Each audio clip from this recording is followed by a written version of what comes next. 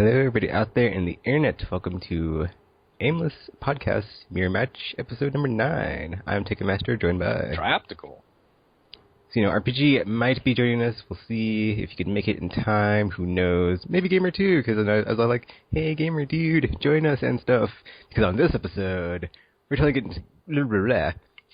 going to get into some Pre-E3 stuff and talk about, what do you want to see, what we're looking forward to, our wishes and our wants, which are so fun to do, and it's like, and we have new hardware, and we can try to, do stuff for that too, and it's just, the wonderful time of the year that fills my heart with, hope and joy. RPG's not here to be all hater, and I can be like, yes, E3! Get my hopes super excited and pumped, even though, they're kind of ruined by Mass Effect 3, but it doesn't matter. I'm back from the brink, and I'm ready to be re-energized and saved by the gaming industry.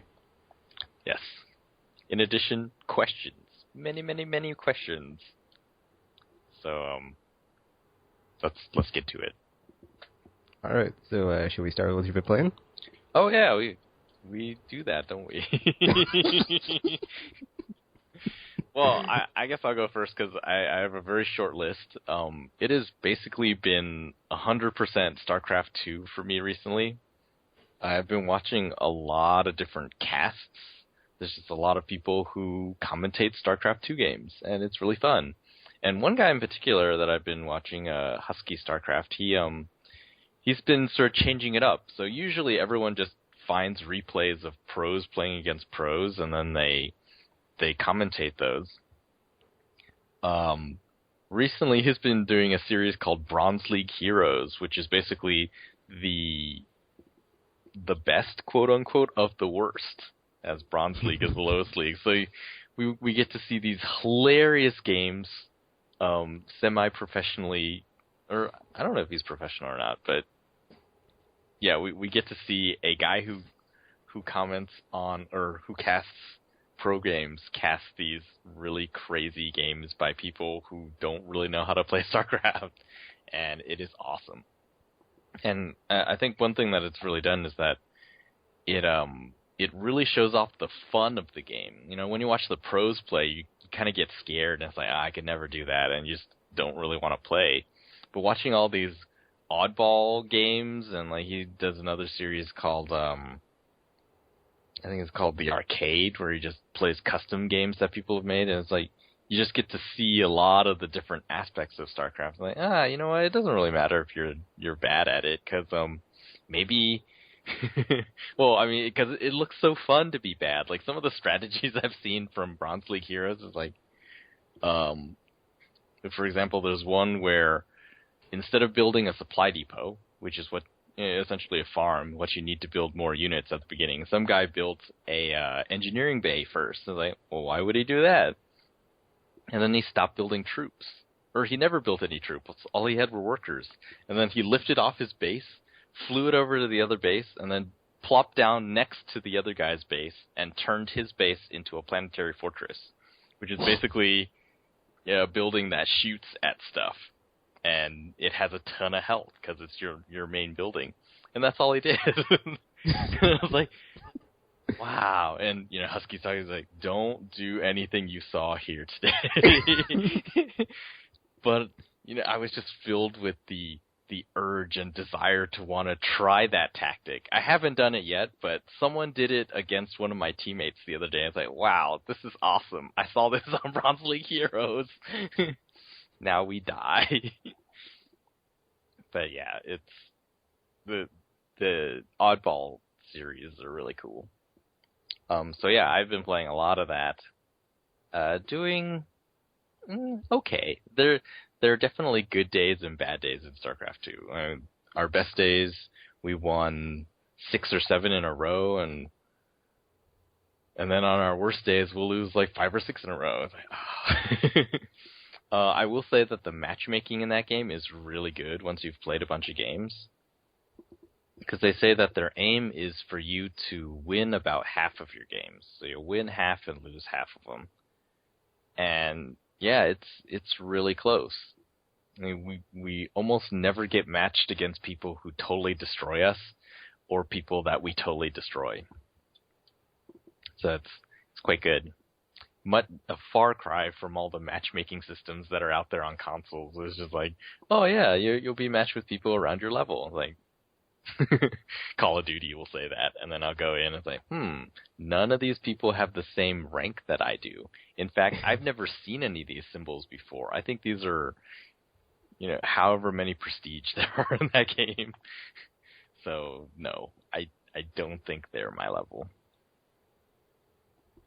The only other thing I played was, I got Men's Room Mayhem for the Vita. Which, yeah, it is basically flight control. Down to the, in flight control, when you draw paths for the planes and they happen to cross and the planes hit each other and, obviously the planes explode.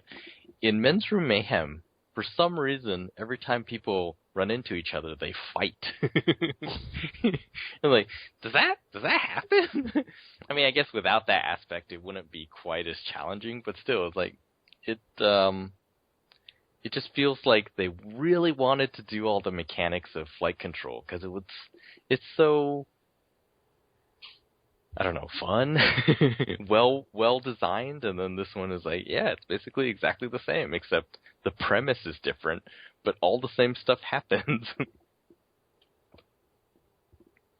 So, in Men's Room Mayhem, does it have, like, both urinals and stalls that you have to, like, direct people to? Yep, so there'll be people who need to use stalls, which they call cubicles, and then, yeah, you get, or I guess some of the bonuses are interesting. So, 'cause, like, in my mind, I'm, like, thinking, but, like a men's room is, like, way smaller than, like, an air traffic control area to, like, direct planes, so that seems a bit more chaotic. It's true. I mean, I haven't seen past the first level. I haven't really played it that much, but the first level is sort of I have never seen a men's room that big. So it's giant in terms of the room size, but then there's only one stall, and then there's 3 urinals.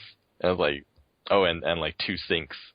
So what you do is, you direct people, they come in, and they'll have a little thought bubble telling you which one they need to go. And you just direct them to either a urinal or a stall. And then after they're done, you direct them to the sinks to wash their hands, and you get a bonus there if they wash their hands. And then you direct them out the exit, which is a different door. So there's like 2 doors. The other thing I thought was kind of, I guess it's an innovation, if we can call it that. If men know the rule, you don't go to the urinal next to the one that already has a guy, unless you have no choice, right?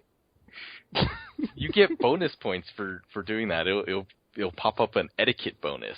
So if you there's 3 urinals, right? If you direct one to the one on the left and then one to the one on the right, you get a bonus. Whereas if you put the second guy in the middle one, then you don't get the etiquette bonus. It's just like, okay. So they kind of thought about it. And then I guess at the end of every round, you have sort of a cleanup bonus round where you have to rub the screen and, like, clean the bathroom. And if there have been any fights, there's, like, blood puddles on the ground that you have to clean up. Yeah, it's a weird game, but it was less than $1. And I thought, you know what? I like that people are making Vita games. I will try it out. And I was like, wow, this one is weird. It's harder than I thought it would be, actually. Just because the screen is so small compared to, like, Flight Control. I think my impression of it is from the iPad version, which is much bigger than the Vita. So it was a lot easier to direct stuff. But in this one, I was like, oh my gosh. The people are small, but your fingers seem disproportionately large when you're trying to move them around. Yeah. Now I'm wondering, like, if somewhere, whoever made that, if they were ever, like, or if they were influenced by Super Mario Sunshine along the way at any point. For the cleaning? Yeah. it's harder to see. It's easier to draw the connection with flight control. But yeah, so that is... Wow, is it that sad? Is that all I've been playing?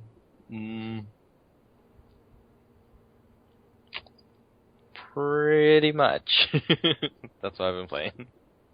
Okay, so for like when you're watching StarCraft 2 videos, do you just watch like the replays and stuff of like the Bronze League now? No, I've just been... It's weird. I never noticed... For a long time, I didn't actually like YouTube that much. It just seemed like lots of little clips of people doing stupid stuff. But then recently, it seems everyone is on YouTube. You know, like IGN... Oh, Tropical, you have missed out, my friend. Yeah, I haven't watched... That's like the one area of YouTube I never go to. It's just like the stupid viral like short clips of crap that's like, oh, just completely mindless and dumb. I just like don't ignore it all. Well, I think... Let's see, what was the first thing I watched?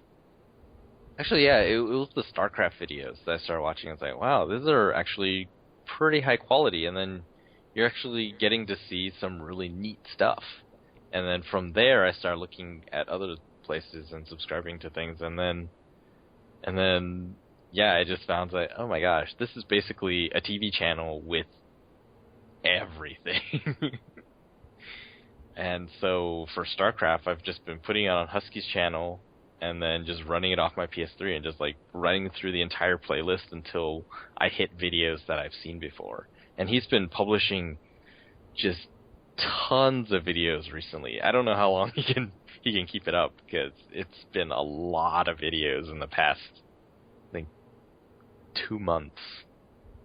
Yeah, see, for like me, I was always so amazed that there was like a community on YouTube of people that just like go to it to watch people play games. So I was like, even though like I've always made those videos for those people, but it's like it just always amazed me like that's what people do is like we'll watch someone play a game. I like really didn't at least like when they're talking. I never like to me I don't know what the draw is for like a let's play, because it's like I wouldn't want to like hear someone talk over it. So it's like I'd rather just have like the raw gameplay. So it's like I always thought that was like interesting how that like has become even bigger than like the gameplay videos I've been doing since the beginning of like, oh, let's watch this person play and then have their reaction and commentary over it. So that's always interesting to me. Huh. Yeah, I guess for me, you know, StarCraft is almost like, because I understand the rules of it and sort of the mechanics and stuff, it's neat to watch. You know, it's like why House was a really fun show to watch. It's fun to watch people who are really skilled at what they do what they do. And so, like, watching StarCraft players, it's not so much watching them play a game, it's like watching people play this game really well. As far as, like, other Let's Plays, like, I guess it would depend on the game, but, you know, sort of like the single-player games that I play, watching that would not... It doesn't interest me as much. Even... I guess in that case, I would like the commentary, though, because I think part of games is the player. And so if you don't have the player as part of the video as well, then it just doesn't seem as... Yeah, I'm divided. I guess I have to see more of them. Yeah, because, like, thinking about it now, I'm like, well, it is kind of cool to have, like, commentary, so, like, have somebody else, like, have their experience of, like, what they thought when I played through, like, a part of a game. It's like, and then see, like, how somebody else reacted to it. Yeah. So. Like, remember that video I posted a few months ago with the... the Walking Dead thing? Telltale has, like, the Walking Dead, and the people just, like, bawling over it. I was like, man, I totally would have watched this if I knew these things existed. After I played the game, of course. But, man, some of those scenes, like, oh my gosh, these people are, like, crazy sad that this is happening.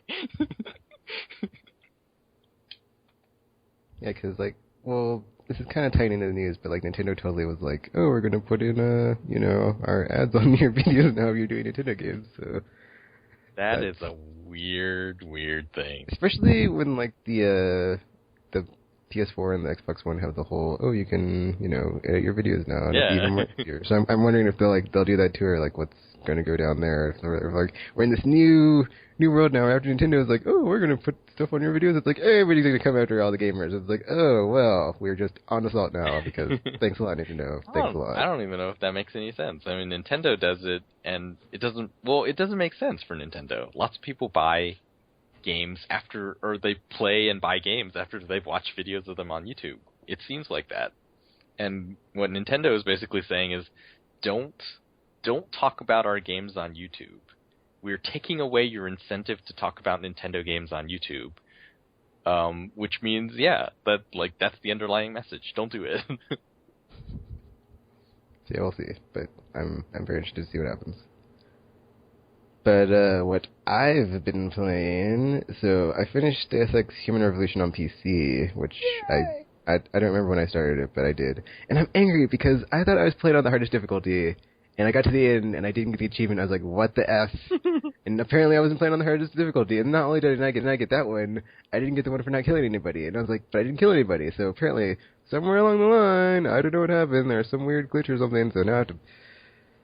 I don't even know if I want to play through a second time. It's like, I already spent 60 hours playing it because it's like a 30-hour game on 360, and I'm like, oh, I don't want to do another 30 hours just for 2 achievements. It's a really good game and everything. Because I'm already going to play that again anyway on PS3. It's like, oh, I like this game, but I don't like it that much for achievements. Probably not. So it was fun to play through it again, so... Too bad I did get into the foxiest of all the hounds where you don't get any alarms. I was like, yay, Metal Gear achievement, so that's cool.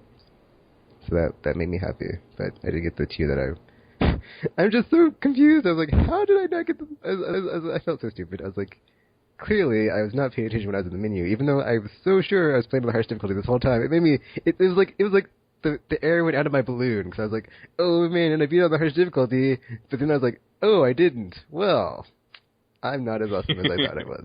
I was like, no alarms, hardest difficulty, haha, suck at Deus Ex. And then the credits rolled and the achievements popped, and I was like, wait a minute. And I went to load my game and looked at the difficulty. I was like, oh, it's not on the hardest one. What the F? So, Man. Gonna have to redeem myself on PS3 now, and that'll be that. I'll just take whatever I did on PS3. So some guy just died randomly somewhere? Yeah. And the game blamed you? I think, because there's this part where you have to save someone. You can either let them die or save them, and I went to save them. And so there's these explosive barrels around, and I heard explosions, but I was hoping, ooh, I hope they didn't count against me. So now I don't want to go back all that far, load it up and slide to the end. I'm just like, whatever, I don't care. I might go back sometime in the future, but yeah, whatever. It's a fun game, so whatever. Man. I'm not gonna get too bummed about it.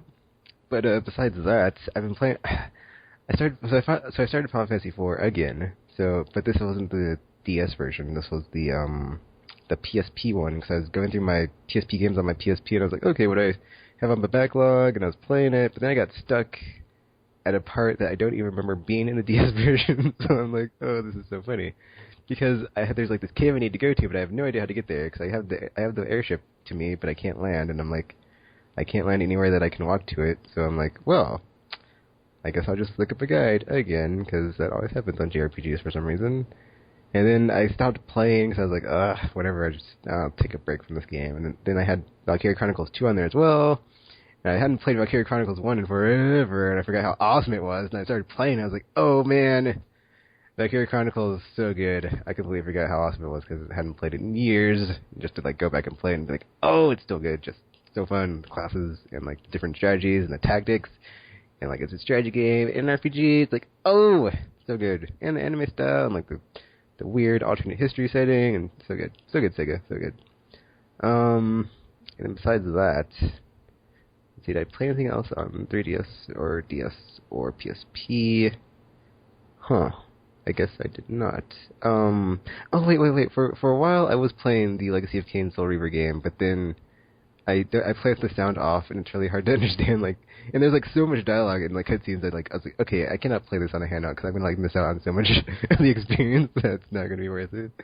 And I tried to play the one before that, but then, the interface is just way outdated and clunky, and I was like, ooh, this is not very this looks dated. It's not very fun. So I'll just come back to it later. I was like, let me load up some more PS1 games on here. So now I need to like go into my PS3 and re-download a bunch of PS1 games to like sit them all, or like see how many I can fit on an 8 gigabyte per duo, and like hopefully I can get them all on there. If not, I'll just get the ones I haven't played through yet and go through my backlog of PS1 Classics games. And besides that, okay, weird story. So I took all the cases of my games and I threw them away because they're taking up way too much space, and I was like, dude, I gotta throw these away because I want to eventually move out of where I'm living right now, and it's like I don't want to take all this crap with me. So it's like digital copies all the way, which is like what my new thing is, like digital all the way, like physical copies that they just weigh you down. They're like an anchor, and like without them, I'm free and I can just fly away. So I took all my cases of all my games, threw them all away. Of course, I like missed some, so that's funny too. But in the first purge, I somehow threw out Mass Effect 3. I don't know how, because I looked through every case. I even double-checked some of them. And then, somehow, and then I wanted to play Mass Effect 3 on 360. And I was like, well, so I could, finish my playthrough so I could start my recording of it for YouTube. And I was like, alright, where's my copy? And I, looked through every, so I put them all in binders. And I looked through all the binders, and I looked through, all my other binders, the ones I had before that, just holding, 10 or however many games. I was like, oh, they're not in here. And I was like, wait a minute, did I throw it out? Crap, I think I threw it out. I was like, wait a minute, it might be the Batman Arkham City Game of the Year edition because it was a 2 disc. But then I was like, wait, I thought I checked that one. I was like, oh, I guess I'll double check it. But then I was like, oh, it's not here to double check because it was in one of the bags I threw away. Because at the time I had not thrown them all out. But then I was like, oh, that's one of the ones I threw away. So it's not here, and it might be in the landfill somewhere. Pour one out, whatever. So I had to buy another copy. Digital, right? No, I didn't buy a really? digital copy on because I didn't want to buy a 360 one. Because you have to be connected to the internet to play the games on demand on there. So I was like, oh, curses, physical copy. Oh. So I was like, thwart it again. It's like not only do I need another copy, I need another physical copy. And then of course because I'm so OCD about it and it's Mass Effect, I'm like, well, I can't just get the normal version that's $20. I gotta get another N7 edition that has not been opened, which was $50, and I was like, I shouldn't buy this, but I'm gonna buy it because it's whatever. I'll do it for Mass Effect. So now I have 2 tin cases for Mass Effect 3, and at least now I can have one at chip side, one with the 2 chip side. So it's there's one positive of that. I can have one facing for both genders of Shepard, and be haha, Shepard, I love you so much. I bought 2, even though I bought. Let's see, that brings the total up to 4, because one for PS3, one for PC. So and 2 on 360. So isn't that a funny story of how I triple dipped and it turned into a quadruple dip and And another weird story is that apparently my copy of Brink for PS3 in the case was the 360 version. So I have a dual copies of that game. I have 2 copies of it, and I didn't even have the copy of the game that I bought, and now I cannot do it. It's I have a free copy of Brink if anybody wants it on 360. Just let me know. And that was how my week went. Wow. I was like, oh, well, what do you know? I just want to play some Mass Effect. That's all I want to do. All I want to do is play some Mass Effect. And that turned into, oh, I need to buy a game. So that was not fun. But at the end of the day, after a long time, I finally got to play Mass Effect for after not being able to play the game for a while. It was at least a week. I finally got a copy again, and I was playing it, and I was having fun, and I was like, yeah, happy, joy. And then, yeah, it was great. I played through the Omega DLC because I'm playing through with my Shepard, so I can get a bunch of stuff before I start my final playthrough for YouTube, and put it to rest. Well, not put it to rest because I still have all my Shepards, but my personal Shepard, his story, will be complete and archived on YouTube for years and years to come. Even when I die, it will live on after me. Just like Shepard So, yeah. And what?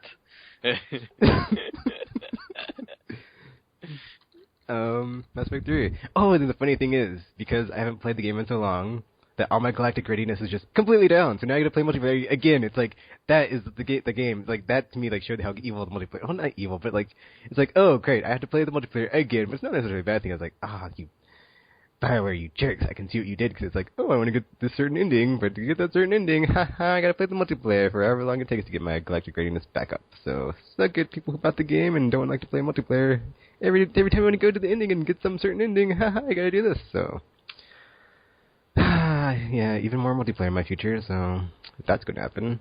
So that will be in my what I've been playing in the future sometime when I'm getting to the end and I'm like, oh, well, gotta get my galactic readiness up because you can't go to war without your galactic war assets and stuff.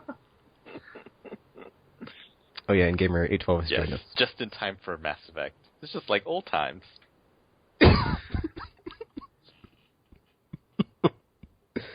But yeah, that is all I've been playing.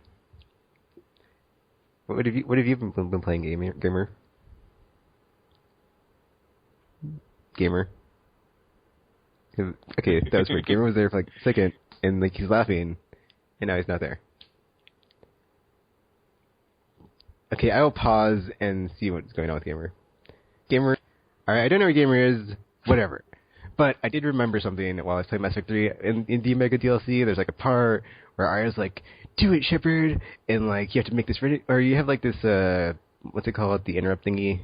The conversation interrupting comes up and it's Renegade, and I was like, I can't do it, I'm not Paragon. And like, while I'm not doing it, all these bad things are happening. I'm like, oh, I should do it. I felt so bad, because like usually I can just Paragon out of it and just do the Paragon interrupt. But I didn't have enough Paragon points, so I was like, oh, this is a new cutscene I haven't seen before. And then like that stuff was happening, I felt bad. Luckily things got resolved, nobody died. I was like, ooh, that was cool.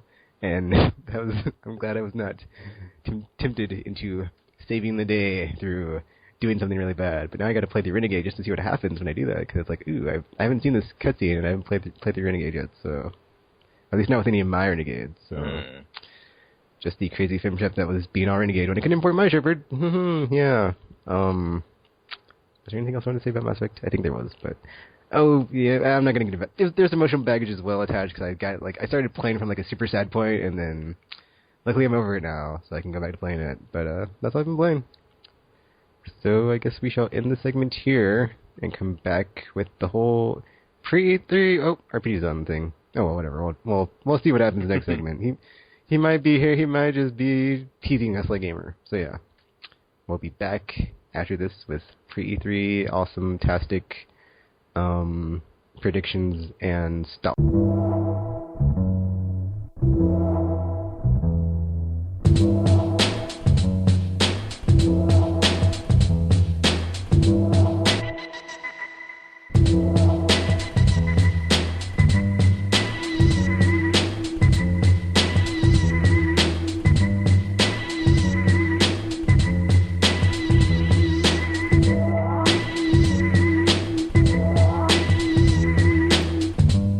Alright, we're back with Gamer at 12. Gamer, what have you been playing? I was playing Fuse. Is it fun? It's alright.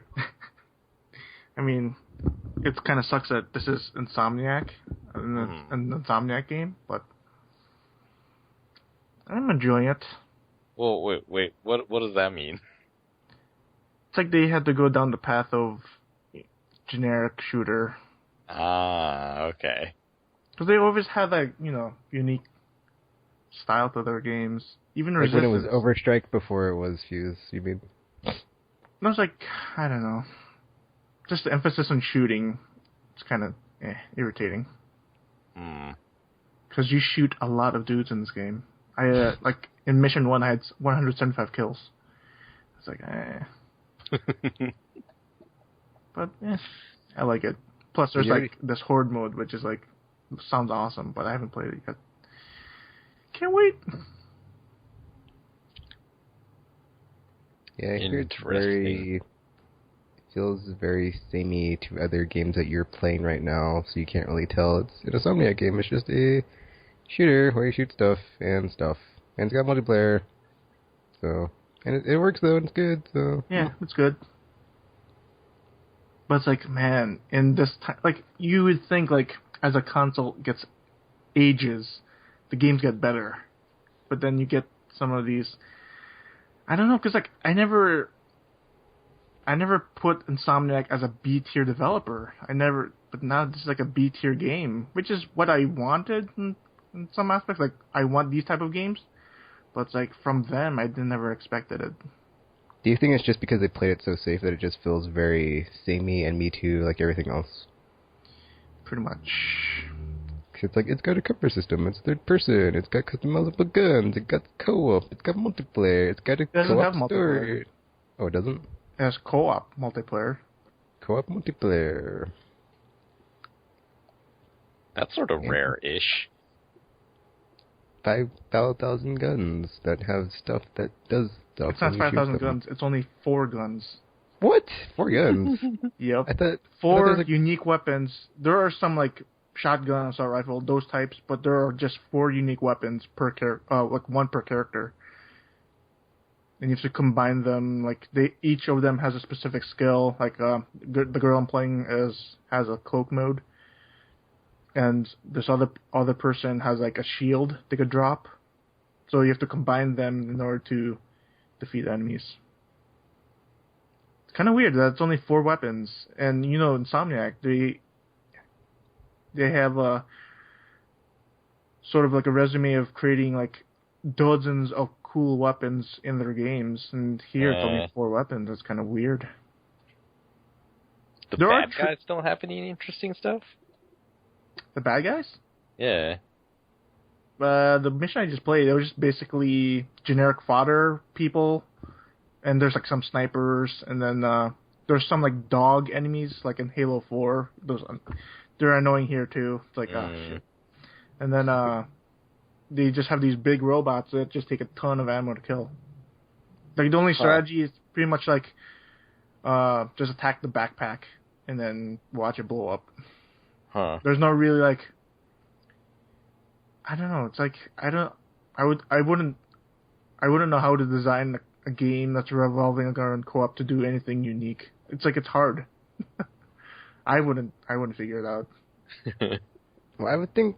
Well, for me, one way would be to just have it be like Borderlands and Siphon Filter or Mega Strain, just have it be like a bunch of objectives that you have to complete as you progress through it.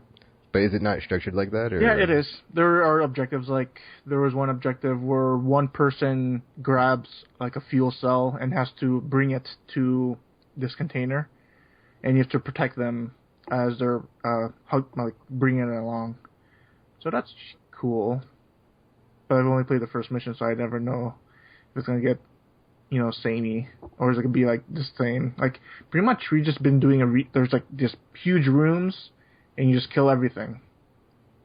So there's like no like, oh, defend this position for like until someone's hacking the computer or something. No, it's pretty much just like kill everything. That is weird. I remember being so on board for like co-op after playing Left 4 Dead and Borderlands, to being like, oh man, new golden age of co-op games, and totally didn't happen. Totally wrong. Well, there's that horde mode, the echelon mode, so that could be fun to get my like co-op fix for until next week. No, Gary, it's just one mode. I mean, I want like a full campaign and stuff and DLC like Borderlands 2, even though I don't get played anymore. So, but it's like it's I don't know, because like we've never had like, I'm gonna phrase this correctly. We never had like co-op made from the ground up. This is, you have to have another person with you type of game. It's always like on the side, you know. Good point. It's like at least with, like, it's weird because like I heard about Splinter Cell Blacklist, right? Like they have single player, then they have these missions that are co-op only. I'm like, oh really? That's how it's split up. Well, they did that for the Conviction. No, but how they did it in Blacklist now, they're part of the overall storyline. Oh, so it's like Resident Evil 5 or 6 when you would get to those parts where it like combines everybody's game. No. It is that the other person controls a specific character that's tied to that mission. But the main person will play as Sam Fisher, but the other person will play as like someone else, like the redhead, I forgot her name. Or this other dude. Yeah, Grim. Yeah, it's funny because like when I was on 360 playing Mass Effect after a week of absence, like a bunch of people on my friends list were playing Defiance, and I messaged him and I was like, oh, how is it? And he was like, oh man, it's so awesome, blah blah blah blah. And I was like, too bad Destiny is like looking way better, so I'll just wait for that. It's like, I can go to planets in that one. I'm not stuck in San Francisco. Or on Earth.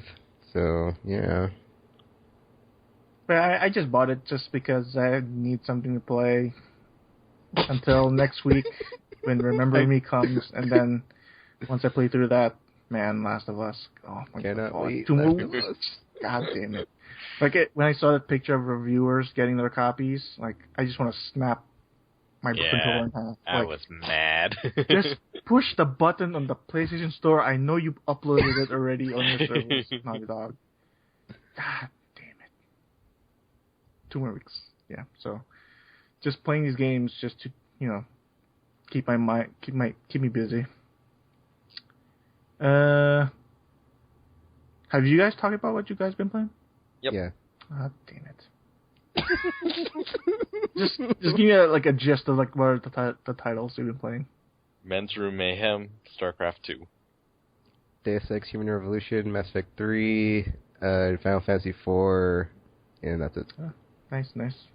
Men's restroom thing. That's just what do you call it? The Planes game. Yep. Oh, okay. It has everything. People fight in the bathroom, apparently, if they run into each other. Oh, really? Is there a thing where you get bonus points for putting them next to the other stall or something? Yep. Oh, cool. If you leave a space in between, you get etiquette bonus. Yeah, because I bought it because it was only 97 cents for Plus, so it's like, whatever. Yeah, exactly. It's like, gotta support the people making Vita games. Otherwise, no one's gonna do it. Even though I don't know how much you would make from $1. But anyways, yeah, it could be fun. Yeah. But yeah, the only other game I've been playing is Metro Last Light. I finished it. Oh. That was quite good. Cool. PC? Man, yeah. Yep, Nice. PC. So it looks freaking amazing. And, man, it's astonishing because the credits, they're like 30 seconds long. They're Really? so small. Yet the game is like, man, this looks like not Crysis 3 levels where they have to use mocap and all that. But it's like, it really has that technical achievement where it's like, man, this is next gen. Wow. I don't know how it looks like in consoles though. I heard it was okay. So Yeah, I heard they did really well, but it's, it can't compete with PC, yeah, really. it's not the same. Plus, man, 60 frames per second. I was like, what? This is crazy. Yep. So yeah, the game's good. Man, the ramp up, it's almost... The game resembles Half-Life 2 to me. It's like, you have these... It's not really... What do you call it? There's an objective, you're supposed to go from point A to point B, but then you have leg room to move around. Mm-hmm. So it's like, oh, I could just explore the space, even though you're restricted when you're outside. When you're on the surface, you're restricted to your oxygen usage or gas mask usage. But you collect so much filters. Like I had 40 minutes worth, so it's like, there's not really any danger. Mm-hmm. Unlike from the first game where it's like every minute counted, so it's okay, you just book it. But this one, it's like you could take your time, just explore the space. And it's kind of weird. The game has a ton of nudity in it. I was like, wow, that's weird. You would think that post-apocalypse world, like, I don't think sex would be a priority right now, but for some reason so it is nudity in that context. It's not just, we have no clothes because the monsters ate them all, or whatever. No, it's like it's a strip club. Oh. Then, it's funny because, the strip club, it's based around, a train car, and, they have these, every train car would be, a booth for these people. And, you could see, inside the strip club, I was, watching this dude just having fun. And then, outside, I saw this guy peeking, this old dude peeking. It's like, yep, that's good. Then I didn't know, for some reason, I was just, clicking buttons because, I was playing Ranger mode, and the HUD is disabled. So I don't know what the hell I was doing. So I was clicking E everywhere, but then I went up to the stripper and I pressed E and I paid her the bullets because that's the economy in the game. Paid her 10 bullets or something. Then she gave me a strip tease. I'm like, oh man, not even a lap dance because they can't really animate that. It's kind of weird. It's like, man. Because you got no legs. Maybe because I'm playing the PC version, but the textures on the body, holy crap! I don't know, man. I think they scanned a woman or something. That's too realistic. And I heard, man, they have like, I haven't seen it because like someone did a wall hack. Because like there's a scene with two women in the strip club. They're like taking a shower. One's in the shower, one's in the bathtub. And someone did a wall hack through there, and they looked down and they textured the vagina. I was like, what? That's crazy. But even though you're not supposed to see that at all when you're playing the game, you're not supposed to see that at all. But then there was this. I was kind of irritated because later on, you in the beginning of the game, you're paired up with this woman soldier who's like a sniper, and she's like a hard ass on you. She's like, fuck you, and all that shit. But then like later on, like you have a decision, because like it's cool that the game has decision points, and whether or not you do something, it will reflect the game overall. Like I got the good ending for some reason, even though I was just like doing whatever I thought was good. Pressing E everywhere. Yeah, pressing E everywhere. It's like there was this moment where she was taken hostage, and like there was a guy holding her. And I shot the guy, and like it let her go, and she lived. So maybe she could get killed, but I don't know. But after that moment, we were in this kind of like decontamination field, and she's like, "Oh, Artyom, that's my name. I want to be touched," and they like touch me. Like then I see her blouse like go down, and you can see like one boob hanging out. Like this is so kind of tasteless. And she's like, "Oh, so you have sex?" And like they don't show it. It's like they just fade to black. It's like, that was really unnecessary because like she was just like a strong soldier character, and then she just like throws on her inhibitions, like into the wind, like just take me, like I'll just give you a kiss. Isn't that enough? But yeah, it sucks. Like at the end of Gears of War 3, we found tomorrow, Marcus. We went down tomorrow or whatever she says.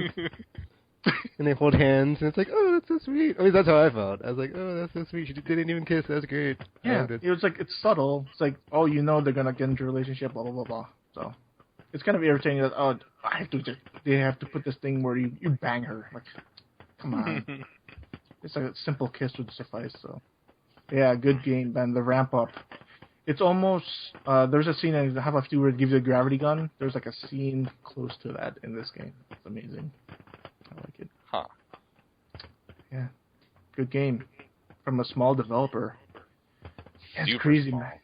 You would oh man, it was like this one of those games where it would never have come out if they would have never been bought off from was that Koch Media or whatever? And man, it's amazing. I like it. Hopefully good things will come out from that studio, so here's hoping. So that's like out of the THQ titles coming out, one down. Yep. And it was down. good. Yeah, it was good. Imagine. So now we have South Park, which is amazing. We haven't heard Jack. Yeah. But supposedly Ubisoft is gonna show it again for like the umpteenth time. So. That is weird. It's like 2 E3s in a row. I hope that's something that goes away in the next gen. It's like seeing games like at like annual E3s. It's like dude, you should have like development time down where it's like that's like in this, unless you're gonna like have super polished game and like work on it for 5 years and don't say anything, because I don't keep being teased about it's coming in however long, it's coming however long. It's like dude, just work on it until it's done and then show it to me then. Yeah. But yeah, that game, and then Saints Row in August. Yep. It's gonna be good. Hopefully. That one looks awesome. But yeah, that's what I've been playing. Oh, and the 10 million on phones. A game. What? I don't know that 10 one. million? I don't know that. The either. objective of the game is to get 10 million points. But to get 10 million, you have to upgrade your weapons. But it's like a match 3 game. I don't know. I hate those match 3 games. Because like sometimes everything doesn't fall into place. So it's like, oh my god. So how it works, like, to attack, you have to like put 3 swords in a row, or to cast magic, you have to put 3 wands in a row. It's annoying. I don't like those games. But I'm playing it because it's kind of addictive. It's like, because there's nothing else to do when I'm at lunch and like I'm bored. It's like, let's play it. And I was playing, if you've been The Room, it's for like phones, and I was playing on my Kindle tablet. That game is good. It's like a puzzle game. There's like everything you do is like surrounding this box, and once you open the box, there's another box, and you figure out that puzzle on that box, and then another box will be inside. So that's cool. I like it. Interesting. And I've just been playing Sly 2 in HD. Good choice. Yeah, very different from the first game. Like, there's a lot of setup when you're in these missions. Man. It's Assassin's Creed, except you don't kill people. And I don't know, because it's like PS2 era controls, the camera controls are just irritating. Yeah. The invert and inverse. Oh my god. But yeah, it's a fun game. Anything else, gamer? I think RPG is getting testy. I don't hear You know it. what that popping noise is? No, I heard him breathing. I could sense it. I felt a disturbance in the force. Is that him, the popping? Because I heard it in their podcast He's on the last Vita. 2 weeks. Oh, is it a Vita issue? I don't know. Like, when I used the Vita, it didn't seem to do that. So Do what? it's like Popcorn. there's like popping. It sounds like that might be from when I'm cracking my knuckles or something. That's a ton of knuckles. yeah, you have more fingers than I think we do. Oh, yeah, I might. You'd be surprised.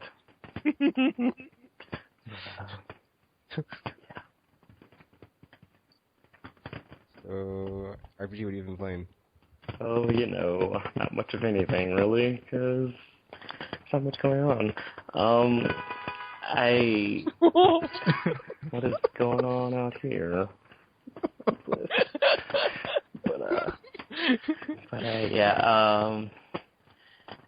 taxi. Yeah, seriously. I played a few more chapters of Fire Emblem. I mostly just been like gathering up the other characters and stuff so I can like build the different teams and stuff. But haven't really been playing my 3DS much. I've mostly been just playing like Soul Sacrifice and doing like online missions and stuff like that. I finished most of the story stuff except for like the final boss fight. So there's that. And I've just been doing mostly multiplayer and stuff. So, but a lot of the missions seem locked for some reason. So I don't know how to unlock that stuff. But I don't know. Figure it out eventually, I guess. That's pretty much it. Cause, I haven't really been in a gaming mood recently. Alrighty, well, if anybody else has anything to add, just say now, because we're about to go into weekly topic Pre-E3. Woo! Cannot wait! Yay! 2 weeks! Yeah! I'm gonna miss E3. Makes me sad. Alright, so, we'll be back after that, or after this, with that.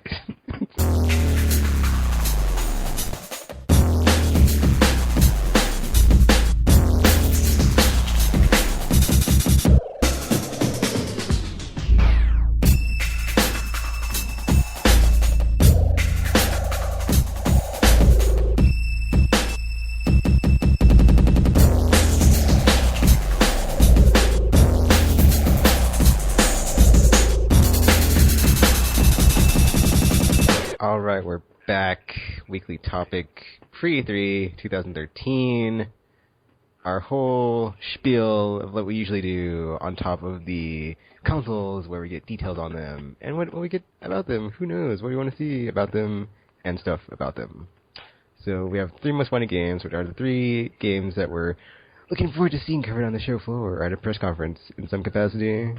The 3 surprise announcements, it's like what we think the surprise will be that will get people excited and talking about that platform and the games on it. And our 3 wish announcements, which, my favorite, it'll never happen, but I'd like to see it. And some of these in the past have been like, oh, it'll never happen, it'll never happen. It totally happens, and happiness all around. Just saying. Like when? I don't remember. I need to go back and listen to some old ones, like for examples. But I'm sure it's happened. I'm just saying. I'm sure. I think Gamer had like something right last time. I don't know. Playing the odds. It happened at least once. Yeah. At least once.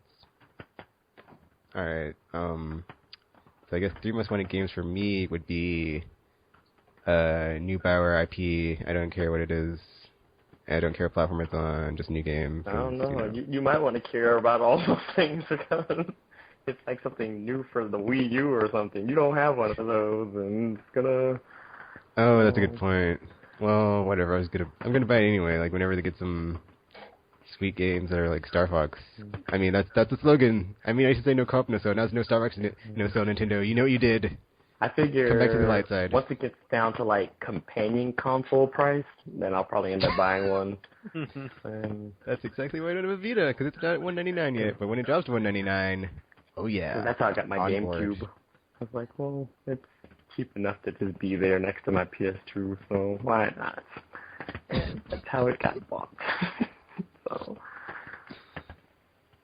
It's like, yeah, if you can't win first, just try for second or third, because then you'll totally get there eventually, or something. My other most wanted game would be Mirror's Edge 2. Wait, no, that's not. That's like a wish. Never mind. That's not a wish. That's not a want. The next one would be, I guess, whatever Rare's working on. I want to see whatever their new game is, if it's one of the new. Did they ever release that racing game for the 360 that they were supposed to do? Did that ever happen? I didn't know they were doing a racing game for the 360. Were they not? Who was the one that was doing that? Was it called Joyride or some crap like that? I don't know. It was some. Maybe they canceled it. I don't know. They showed it at E3 one year and. What's the Kinect game? No, I don't think so. No, it was supposed to be their free-to-play game. It was some game or something. And they changed it to a Kinect game, which was terrible. Oh, then I don't know. Joyride. Yeah. Alright, and then my third most wanted would be, I guess just like whatever next gen killer app game is, because it's like, or like a next gen game that will blow me away, because I haven't been blown away yet. I've been like looked at it and been like, oh man, this reminds me of when I played Soul Calibur for the Dreamcast the first time, and I was just like fishing all over it, or like back on PS2 when I played, I don't know, some game that I can't think of right now, and it's like, oh, this is so awesome. I haven't been blown away yet. I want to be blown away. So that's the mysterious blown away game that will blow me away. That's my third most wanted. And I'm sure it will happen because they have to bring out the big ones, especially after the disaster of the Xbox 1% and the we have no games, just buy the TV and the Android device and Kinect and giant living room that you don't have and. I don't think you can judge them yet. Because it was only the first half. I can't judge them yet, Gamer. No, you have to wait until I can't judge them their yet. E3 conference, and then you could judge them. So. No, you can judge them now. I disagree. I disagree. You can judge them that was only now. the first Don't half. listen to Gamer. You guys are too... He's pretty wrong. Evil. So Too don't... I think you're too soft, Gamer. That's what it is. That is. You're being way too optimistic. Because, I mean, especially given their previous E3 conferences, when there was such that huge focus on... No, but well, here's the deal. Sports and Connect and crap. You're if at E3 they show like some of that stuff from that terrible reveal, if they put some of it there, then I am from the get-go. If they show that, if not from the get-go, they show games. Well, then I'll be like, that's oh not my going to God. happen. So maybe you should put that on your wish list. That's that's how you're going to get it. We'll see. 2 more weeks. Oh, I can't wait to say, hey Gamer, remember that time when you said I was too hard on him? Yeah, you're wrong. I don't care if I'm sounding like a hater right now. I'm gonna embrace it and stand aside RPG right now. I'm gonna just blast that shit all over your faces. Just smear it and like eat it because you ate crow. Don't threaten me with a good time. But I really doubt it's gonna happen. Recipe for crow soup. Yeah, those are my 3 ones. Oh, cool. Wait, what would blow you away though? That's the thing. Like, I cannot think of anything. You know, right now, the position that they're in is, oh, we have a TV box. TV, sports, Call of Duty. So, you know, the only thing that they can do is they have to show the best games ever to sort of, you know, like they're starting in a hole, I think. No. Because they've started with a console that has no games. And then now they have to prove, okay, this is a gaming machine. And it's just like, well, what can they show? You know, and they have to like top whatever third parties are doing, which is going to be on both platforms anyway, which is going to be awesome because you know Ubisoft is like bringing it. They have like, to me, it's like EA and Activision are like so second and third to friggin' Ubisoft. Ubisoft is just like bringing it every year, man. Just so good. So yeah, so they have to beat them. I think they have to beat themselves. I mean, if you come out and it's just like, oh, next Halo, next Gears, next Forza, next Fable, you know, I think Gears is done though. You thought that after the third one? Well, Gears is already done to me because I didn't play Judgment. Yeah, I didn't play and Judgment. I don't care about it beyond 3. So. But it's just like, you know, that's still something that makes them money, and it seems clear that that's what they care about. So, yes. You know, in order to show something that is going to get people re-excited about the Xbox One, it has to be more than more of the same but prettier. You know, like that. Re-excited. That was in the first place. Yeah, like that was the response for the PS4. People were like, "Yeah, it looks really cool, and there is some awesome stuff that we are excited about." But a lot of what they talked about is potential. It's like, oh, there's a lot of developers who want to develop for PS4 because of all this stuff that we've done. And here's a pretty Killzone, and here's a pretty Infamous, and you know, while some of us were like, "Oh man, so pumped!" You know, a lot of people were just like, well, you know, it's another Killzone. It's like, where's the new games? And I think, yeah, so Microsoft has to show entirely new stuff, and somehow, without us being able to play it, without us being able to know everything about those games, they have to be better than everything we've ever seen before. That sounds like a really yeah, that's a tall order. difficult That's what they have to do. And so, like, what is their plans? Like, they don't really know. It's like, well, because no one can know. So they're like, here, 15 games. We don't know which one you're going to like, but hopefully you like at least one of them enough to buy this system that is kind of made for you. And by kind of, we mean because you have a TV, and that's how this works. So, that's pretty much that. I mean, we have seen their Call of Duty and Forza, so those are like 2 of their 15 probably games anyway, or wait, no, because they were doing exclusives for the 15, right, or something? Yeah. So then we need to know one of the 15 then is one of their Forzas or something. And we know 3 of them. We know Forza is one. We know Quantum Break is one. Wait, I keep forgetting about Quantum Break. Wait, do we know Quantum Break is exclusive only to the Xbox One, or is it PC too? I guess they didn't say. Because that will be kind of a weird, or it's like, oh, we have a PC version also. I mean, I don't. Because like Alan Wake was released on PC like 2 years later, even though it's 2 years later. So. Yeah.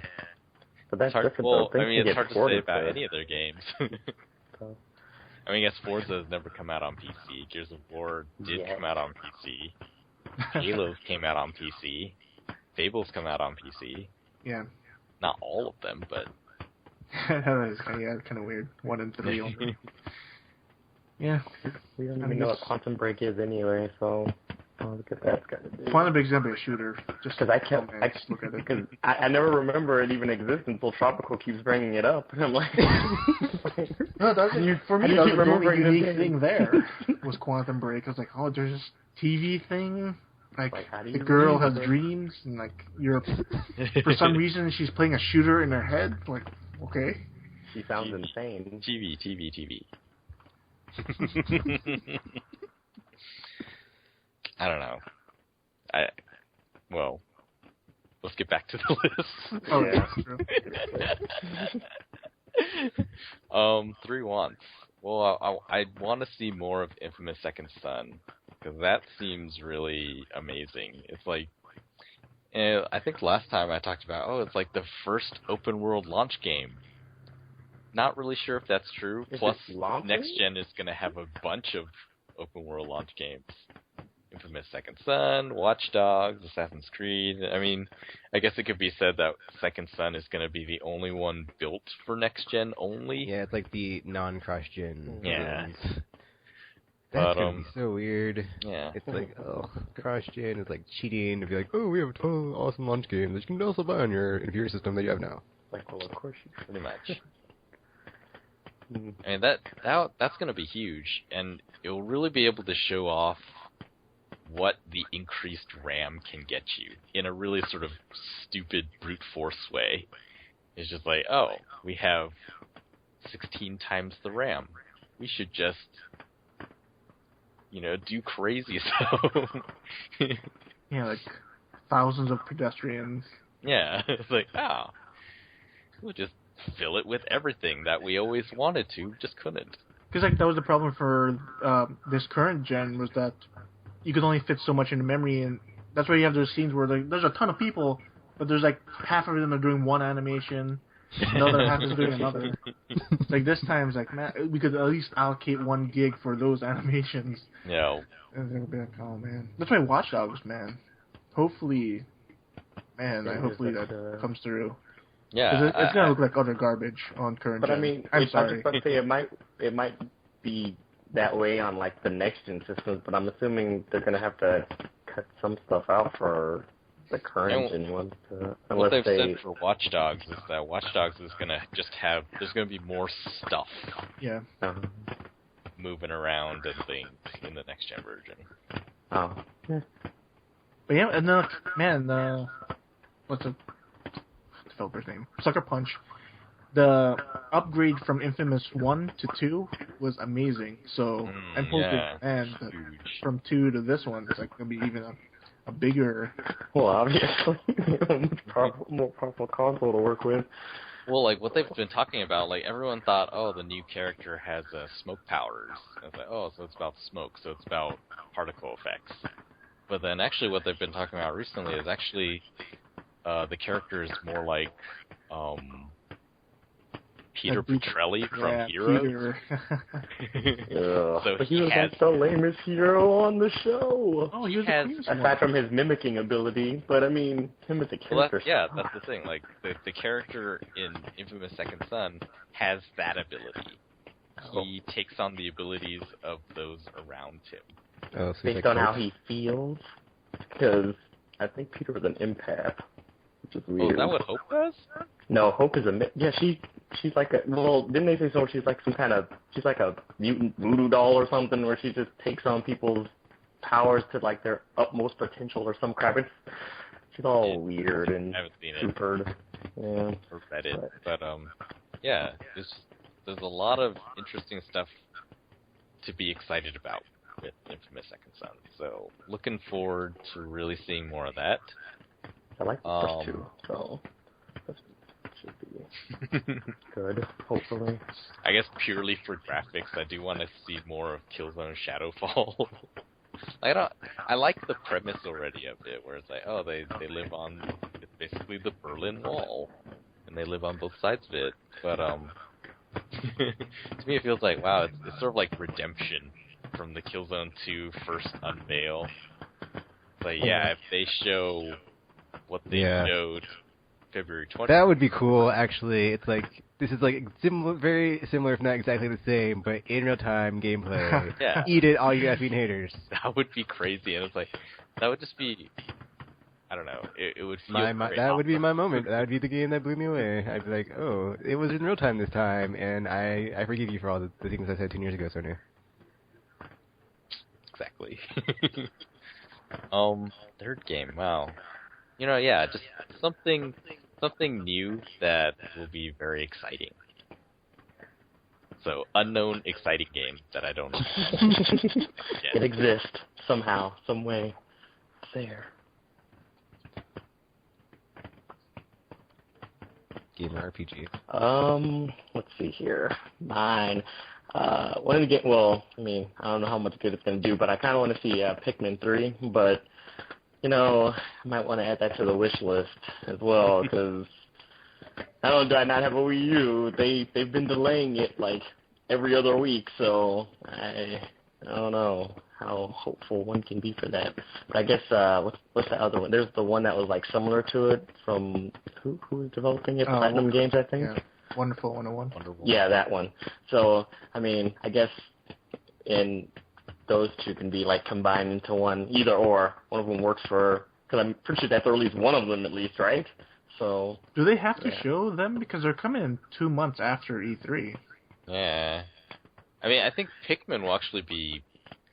I think it is a good bet that Pikmin will be playable at those Best Buy locations. So you would think that, wouldn't you? But then they're like, Wonderful 101. We decided to focus on Zelda again this time. That's what we do to Pikmin. It's pushed aside for Zelda. Don't have enough of those. In sarcasm here. But, yeah. Don't know. I'm kind of interested to see anything, like any new IPs from Media Molecule, mostly because they always seem like they have like some cool stuff going on. Because from their tech demo that they showed at the Reveal conference, it looks like they might be working on something interesting. And considering how Little Big Planet 1 and 2 turned out, I mean, I can't expect something bad to come from them. So so there's that. Third game, I don't know. I don't know what my third game would be. I don't have one. I just don't have one. That's funny. It makes me sad. I don't know. I just think because I'm really more interested in like no Square Enix actually making you happy for once after the bad, ill favor that they've had the last 12 months. I'm still on a Square Enix strike, so I don't even care what they show at this point because I'm not buying it. So take whatever remake or HD remaster they're going to throw up in there and they can just shove it because I'm not buying it and I don't care anymore. So whatevs. But, yeah. I don't know. Yeah. That's about it. Although, I wonder if it may be too early for the Shin Megami Tensei Cross Fire Emblem games or whatever, because I guess that was just like they're just throwing it out there just to say it was there, but I'd be interested to see what that's going to turn out like, if that shows up in some way, shape, or form this year in trailer form or something. So there's that. What was it? The Shin Megami Tensei Cross Fire Emblem thing, because that sounds like it'd be an interesting matchup. Yeah.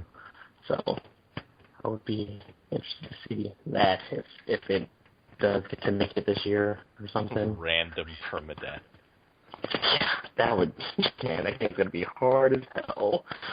So yeah. Gamer. Is this a wish for anything? No, we're not on wishes yet. Just the three games that you're most looking forward to looking being forward covered on to? the show floor or at one of the press conferences. Killzone, Shadowfall, because I'm a big Killzone fan. Thank you. Even though I was disappointed with 3. Damn. I think they have to show Last Guardian. So yeah, so about that game. Otherwise, it's gone. Yeah, if they don't show this E3, it's done. It's a PS4 game. Yeah, I think the first thing they show, they don't even. Yeah, probably. They just They're gonna open the show with Last Guardian, and then they end it with a PS4 game. Yeah. Oh, that's a good idea, actually. Because, like, even, I would say this year, like, Sony is just, like, killing it with momentum as far as, like, PS3 to PS4, because it's, like, unlike Microsoft, they have first parties that can make awesome games, you know. Until I am proven, or, like, until Microsoft changes my mind on that, because, you know, I gave up on them a long time ago, just saying.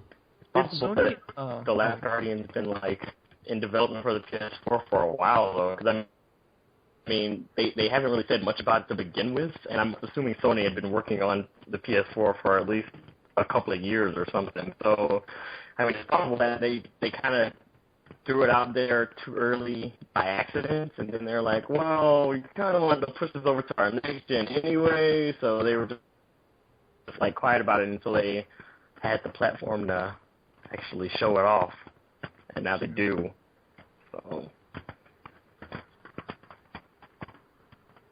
Did Sony open with Last of Us last year, or was it They closed with it. They closed with it. Oh yeah, they could close with the game, so that'll be cool. Wait, Last of Us isn't an exclusive, is it? No, I Yeah, mean, It is. it Oh, is. it is? Oh. Oh, like Last of Us? Guardian. Are you sure? Last of Us is made by Naughty Dog. Oh, well, then it is exclusive then, because, yes, I think it owns them. But, I didn't know, I didn't remember that. I didn't know that Naughty Dog was doing that. Isn't that supposed to be coming out soon anyway, too? 2 more weeks. Yeah, well, there you go. I'm like a drug addict, like, It's like, I need a fix. I see Back the in the developers corner somewhere. holding the discs in their hands, like, God, just give it to me. The day that E3 ends, The Last of Us comes out. And it's perfect, because, like, Friday is perfect, because I'll be just, like, intensely playing the game all weekend. Yeah. It's like, I don't have to wait until Tuesday, I have to work next day. Ah, damn it. Nope. Straight, I'm going to, like, 10 hours straight in the game. Same. I'm going to be, like, live streaming. I was like, oh, God, I'm just going to fucking go straight for it. But, yeah, the third game, I think anything from Microsoft that will just, like, I have to buy the system. Like, that type of game. I don't know what it'll be. It won't be Killer Instinct. It will be, like, has to be something that's not a shooter. Maybe it's an adventure type of game. That'll be great. Yeah, it's going to be a Connect game. You're welcome. I think you'll be disappointed. Me too. And then we'll be talking about it. I'll be like, hey, gamer, remember that time on the podcast where you're like, you guys are wrong about Microsoft. Blah, blah, blah, blah, blah. It's all good. Oh, my. Wow. It'll be interesting if they go the way of, because like Sony has like some developers that do like mature subjects, like they have Quantic Dream to do like the whole thing, the hard stuff to do. If they have like a game where it's like you have an affair with a woman and you're trying to hide or something using Connect and all that bullshit, that'd be great. What? The hell? That'd be like the anti-identify. It's like, oh, Tekken, you want to hang out with these cool anime chicks and do awesome stuff? No, it's like, No, I have been gamer, just take it to the next level of like this. So it's like you have to erase your cell phone history because you're like you're calling that your escort woman or something. Wow. This is a very strange game. It'll be like mature games. That's what I want from some of these guys. Like just something that's not,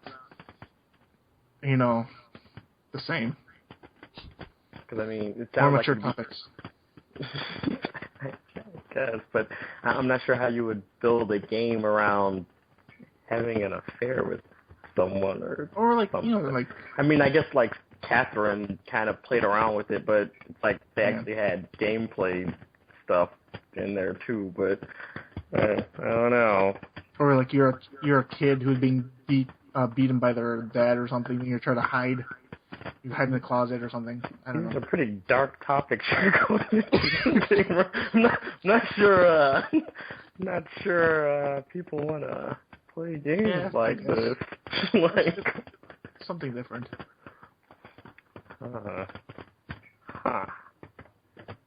So abuse and affairs is what we're going for here. Or it could be like, they have a ton of games in Japan where it's like they focus on relationships or something. Something like that. Like dating sims, you mean? Yeah. There's nothing wrong with the dating sim. I didn't say there was. I was just asking you what you It would be nice if it wasn't like so like anime-ish. Well, I'm sure someone will help you with that or something. The Connect 2.0, whatever it's called, it does so many things that it does over the first Connect. Like it recognizes you're smiling or frowning or your heart beating or something. Like if they implement those features into that, do a dating sim type of game, that'd be amazing. Like, she'll look at you, you're frowning, it's like, oh, why are you so sad? I don't know. It'd be more like Love Plus. Yeah, Love Plus with a hint of Seaman. Yep. What? All right. Moving What's the on. next weird thing? Yeah, because this is getting weird. Alright, so 3 surprise announcements, what we think the surprise announcements from the top 3 or 2 or what have you will be at the first, well, I guess the Nintendo Direct, so you know, that will get people excited and talk about their platforms and games.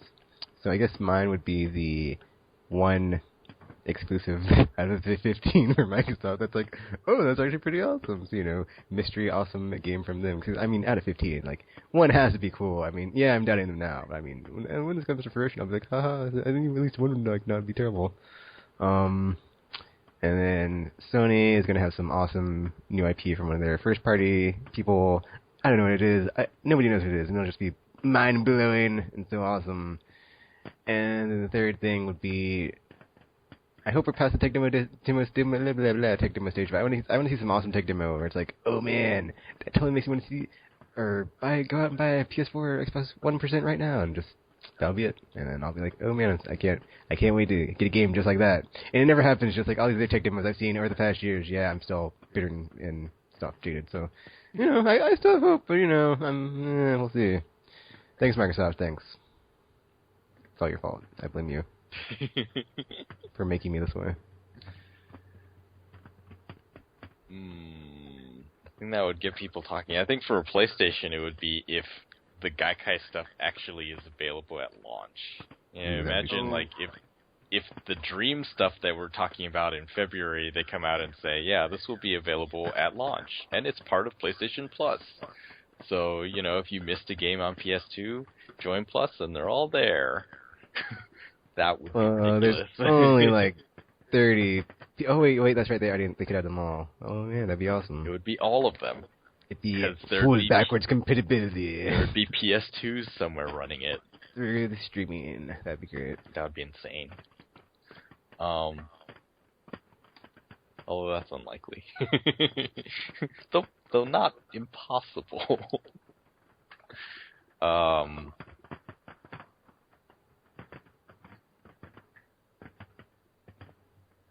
Yeah, I guess, $399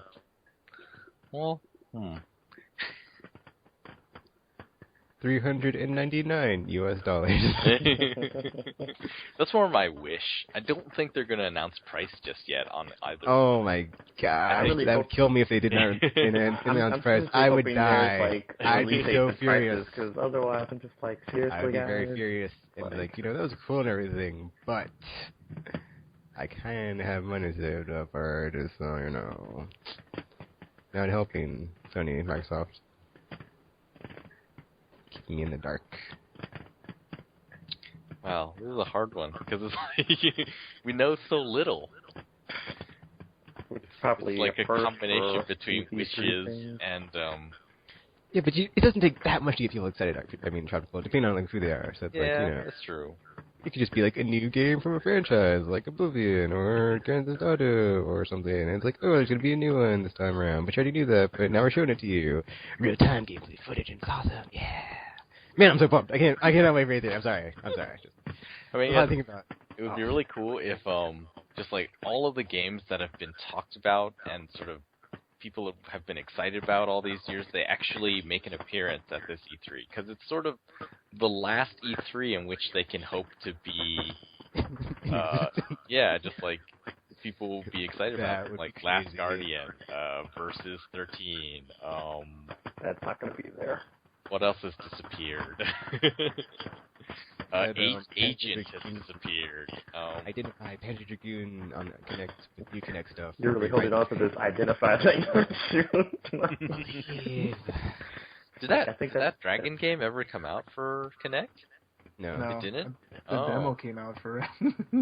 Really? But it was actually leaked on the Xbox Marketplace. Ah. People were able to download it. So like, oh, Getaway 3, 8 days.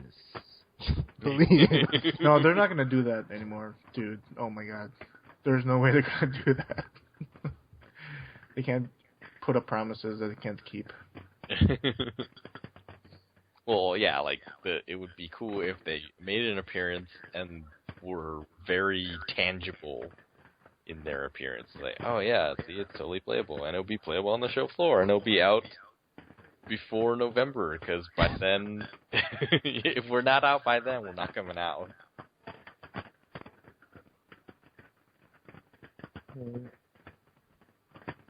Actually, that would be a surprise if there was like a non-announcement of the price. That would just nobody would stop talking about it. That'd be like a naughty or like this price you didn't want to have. Like, surprise, we're robbing you. No, yeah, and I guess it would be cool to see what the new Kinect can do. Because, like, some of the stuff they've shown is like, okay, so this is basically the Kinect that you said Kinect 1 was, but it clearly wasn't. So now we can sort of go back to that optimism from the first Kinect and actually be able to show real stuff with it. I don't know about that. Oh man, Chapter Call. See that? Wow. See, like you say, optimism for the first Kinect. I go back in my memories, like, did I actually have it? And I'm like, oh, I actually did. Man, that's a long time ago, Chapter Call, because that bridge smoldering in like just charred ashes. Because woof. After these past few years of E3 showcases and Skittles, I don't know if I can take it again. Unless they have some like really interesting Milo demo where it's like, this time we actually got it, and it's working, and it's coming this fall when it launches. It'd be like Identify, but on Xbox it'd be like, no, I don't want to get it. See, like, I think they could do Milo, but it would require everything that the Xbox One is. So it would need the better Kinect. It would need to be connected to the internet all the time because it needs the cloud to understand what you're saying. Yeah, what would that game be? I have no idea, but they could do it if they wanted to, which I don't think they do. I don't think they think that would be a hit. Oh, I should have had that as my like third want, was like people taking more risk and not playing it so safe. It's like, come on, just like shooting people. But was that your three? Chapter was like the Gaikai thing. So yeah, like the Gaikai thing, and the Kinect. Fulfilled promises and the Kinect. RPG gamer. I don't know. Like I said, I just kind of want like release dates and prices for these consoles, because that's kind of like I don't know, it's kind of like an important factor for me at this point. So I'm like, I don't know if I want to get these at launch or not, depending on how much they cost. And then there's like all these other games coming out this fall, so I don't know if I should even bother. So I don't know. That's going to be kind of a big thing for me on whether or not I even care about any more of what they're saying during their conference. I'm like, well, if you're not buying it, doesn't even matter. So I don't care anymore. So. Yeah, there's that. So I'll be surprised if they don't mention it in some way, shape, or form or something. But let's see, surprises. I don't know. I'm still kind of stuck on this generation, so I don't even know what I want to see from. I don't even know what kind of surprises I would be looking for, so I don't know. You can let Gamer go. That would surprise you if all the publishers were like, we're stopping our current gen development today. Sorry. I don't think that would surprise you so much as I'd cry, because, like, what the hell? But, it's like next gen consoles, you're going to buy them and you're going to like them. Yeah, I don't think they wouldn't force people to do that, especially because they'd pretty much lose you can lose your install base. I mean, they have a bigger install base right now than they do with the new systems. Like, why would they do that? So. Like, well, we could put it up, but we have more people and more boxes to make money off of software. It's like these people with these PS3s and 360s and everything else already exist. You don't have anybody that has a PS4 or an Xbox One or, well, I'm not sure people have Wii U's, but like you don't have these other people that exist yet. So No, I don't think anybody would ever think to abandon the current and this soon anyway. That'd just be insane. It'd be insane. But yeah, I don't know. I'm mostly looking forward to Sony's conference anyway, so I don't really care what else is going on during E3, to tell you the truth. So, yeah. That's pretty much how it's gonna go. Is this surprises or what would we want to like happen? Surprises. Surprises. Free Xbox Live. Online for online play. I'll be That would surprised. be a surprise. You're doing your wish list early, so I'm gonna fix that. I think Metal Gear Solid 5 is releasing this fall. That would be a surprise. That would be a surprise. Oh my gosh, gamer, that my wallet hurts right now. GTA, Metal Gear, oh my gosh, new consoles, oh my gosh. Batman, oh sorry. So keep going, so I'll shut up. And the third would be... Man. I have no idea. I think it's something from Nintendo. They'll be like, oh, thank you for supporting us. Ooh, a Wii U price drop. And Games for everybody. it'll be like, oh, Star Fox this fall. Like the current gen Star Fox, but it has like the puppet look of the Star Fox characters from the SNES box. So I'm not laughing, gamer. I do not find this amusing. that'll be great. I do. Like it doesn't have that what do you call it? Like that modeled look. Like they're made out of fur, and that'd be great. They look like puppets and all that. Yeah, too bad it won't happen. I'm sad. Thanks, gamer. Thanks for reading my And day. plus, I don't know. It's just something from them. They'll be like, oh, thank God. It's like my Wii U won't be covered in dust the entire year. Oh, but it's going to be. I'm sorry. Thanks for purchasing it, though. Because we haven't had a decent Star Fox in a while, so Yes. I'm hoping. Me Wasn't too. there that one where, Yeah. Yeah. There you go. Yeah. Never mind. Right on Wishes. point, dude. So yeah, my wishes. So my first is going to be just more risk-taking and less safe, run-of-the-mill, pew-pew-pew, that's all we do, shoot Middle Eastern brown people in the face, military shooter games from people, because so tired of it right now. You know, and if you're going to make a zombie game, you know, don't just have to be like, oh, search for zombies. I mean, Walking Dead totally won me over. I was like, so tired of zombie games, and then, like, I played that one, I was like, oh, there's actually, you know, some room to be explored in this space here, so I'm not just, you know, completely, they're not dead to me, like they are, or like first-person shooters are right now, so, you know, more chance-taking and risk-taking of, let's not play it safe and make a game everybody knows we're gonna make. Second being, wish, oh man, I already said this, but I don't care, new Star Fox, please, Nintendo, please, just, oh, I want to love you. I don't want to be like, you know, holding out this whole entire gen and be like, I'm not buying Wii U until this is a Star Fox game. And like, never buy one and be like, I regret nothing, because I'd be totally bitter and stuff. Like, if that happens, I will say that. I'll be like, I regret nothing. I didn't play Nintendo games this gen because I had awesome other stuff. So F you, and you know what you did. Third one, crap, I had it and I just completely forgot what it was. Oh yeah, it's my, you know, my yearly wish of the one, you know, this magical game that is made for like motion controls or Kinect, and you know, it's pretty awesome. It's like a killer app. It's like, you know, we have this awesome Kinect that can read your heartbeat, so you can make some crazy horror game, and it can have facial recognition and all this other crazy stuff we put it in, and it's going to be really super awesome. Or like maybe some crazy Jillian Michaels fitness game where she yells at you. It's like, oh man, and she has like some crazy outfit on. It's like, ooh, hello, Jillian. And then, you know, I wouldn't mind playing that. So, you know, that too. Or just some, you know, stuff outside the box with motion control and, you know, Kinect or what have you. And making a nice, cohesive narrative adventure. And I'll be like, yeah, motion control finally arrived. It only took like 5 or 6 years, but, you know, we got there. So,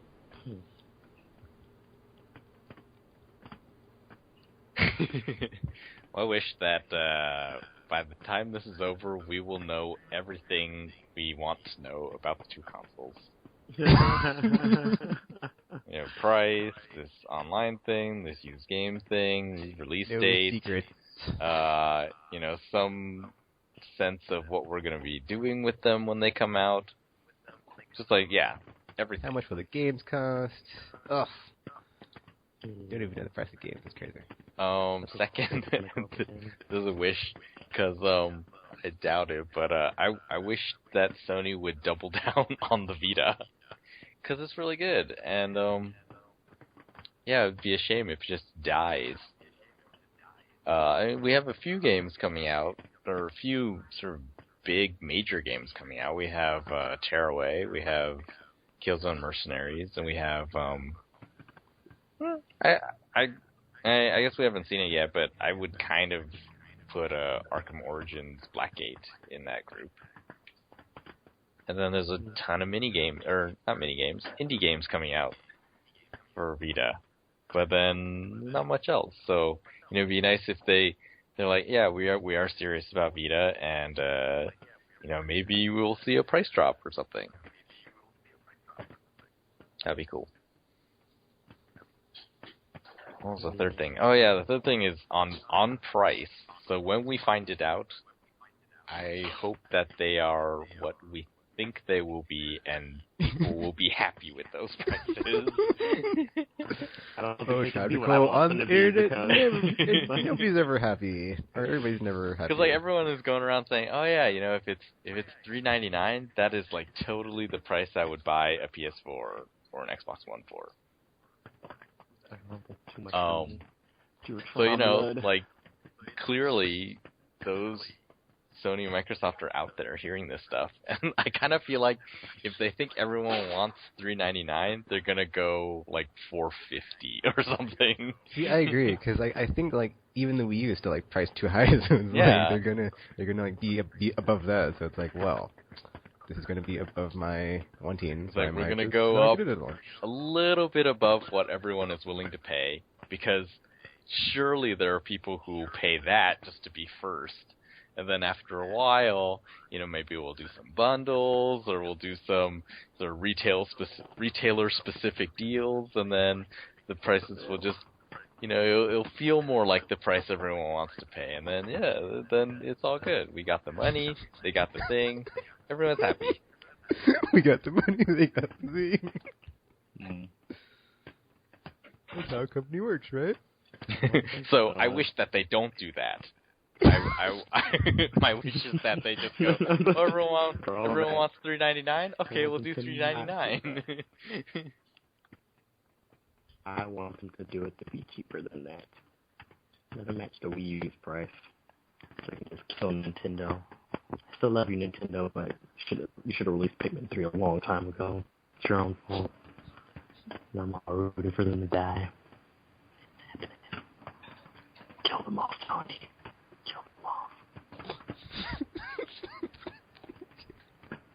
3 Wishes RPG. I don't know, because He has no desire. I just want to say there's nothing hatred. left for me anymore. It's like they every year the rest of my soul has just been killed off, because like every time I want something to happen, it's like, ha ha, this was going to be here, but then we pushed it back for something else. So I see RPG standing on the cliff. There's no turning back at this point. Bad. Yeah, I was just about to say I'm going to do a God of War. Now there's no hope. Man, just I don't know. An RPG cast himself. But I don't know. Like I said, I'm just like I said, I'm just looking forward to Sony's conference, and hopefully something good comes out of that, and I'll be alright. RPG's wish Sony's conference doesn't suck. Yeah, basically. First of all, Sony has a conference. Wish granted. Yay! I mean, there's so we're halfway there, but yeah. it would be nice to see a new Valkyria Chronicles return to like the consoles. I'd love to see that, but I sincerely doubt it's going to happen because we can't even get 3 to come stateside. So it's very unlikely they'll even release a new one on the consoles anytime soon, if ever again. What if it's on the Wii U? Say what? The Wii U would actually. What work if it's on the well Wii U because of Sega? that, Like embedded Nintendo. Oh yeah, that would work. But I mean, Valkyria Chronicles would work well on the Wii U though, given how it's set up. So I think I mentioned that before, because I mean, it wouldn't be a bad thing. And it would force you to buy a Wii U though. It would, but I mean, they have a new Sonic coming out, right? So be alright. But we all know his track record. Shut your mouth. Sonic has been doing fine. But, yeah. But, I mean, like I said, they still have, and then they have the SMT Fire Emblem thing and Pikmin 3, so that'd still be like 4 games. I just need 2 more. Somehow. In some way. I don't know. But, I don't know.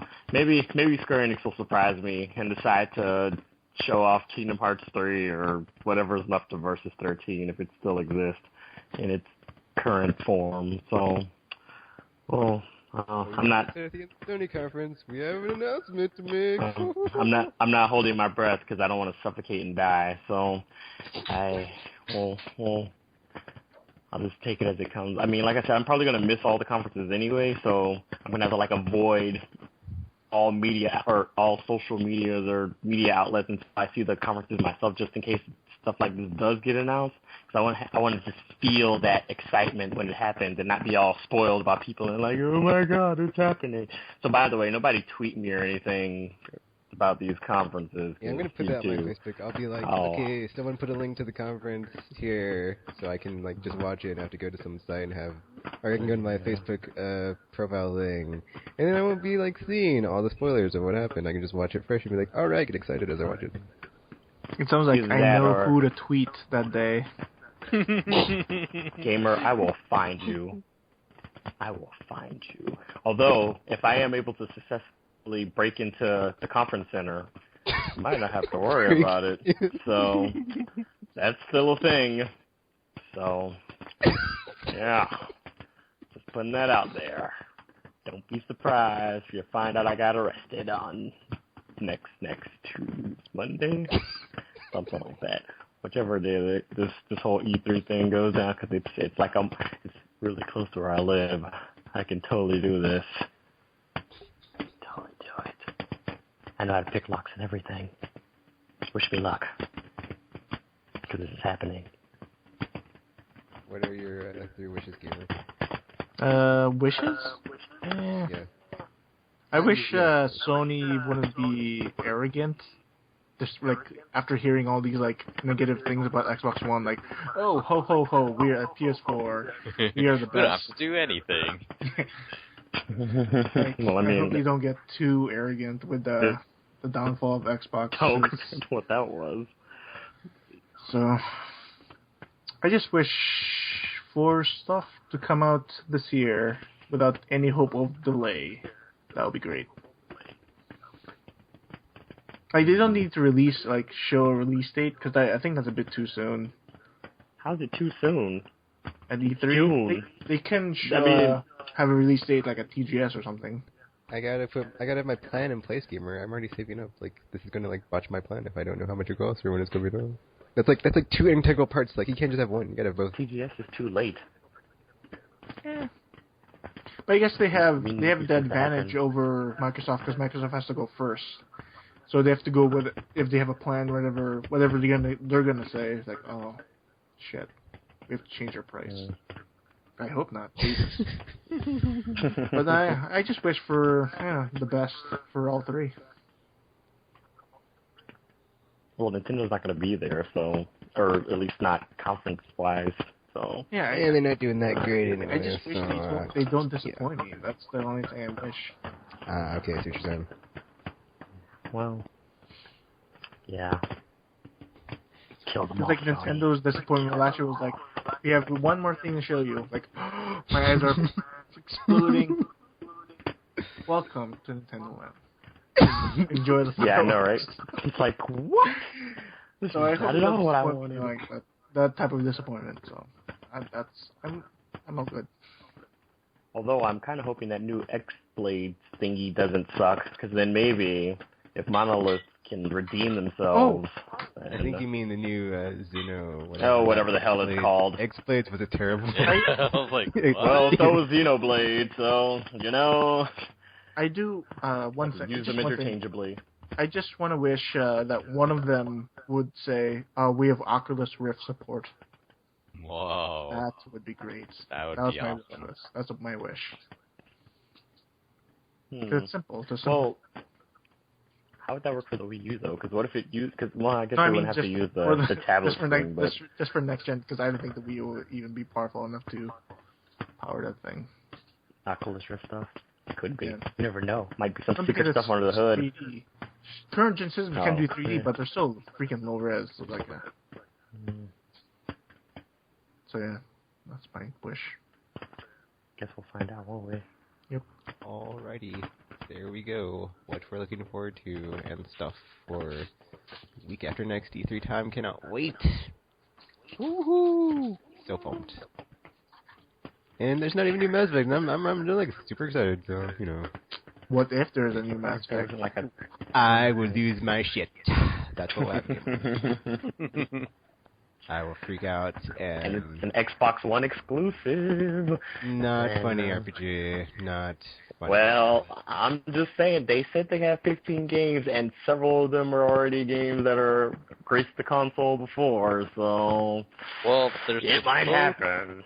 They're supposed to be first party, but, they kind of play fast and loose with it, so...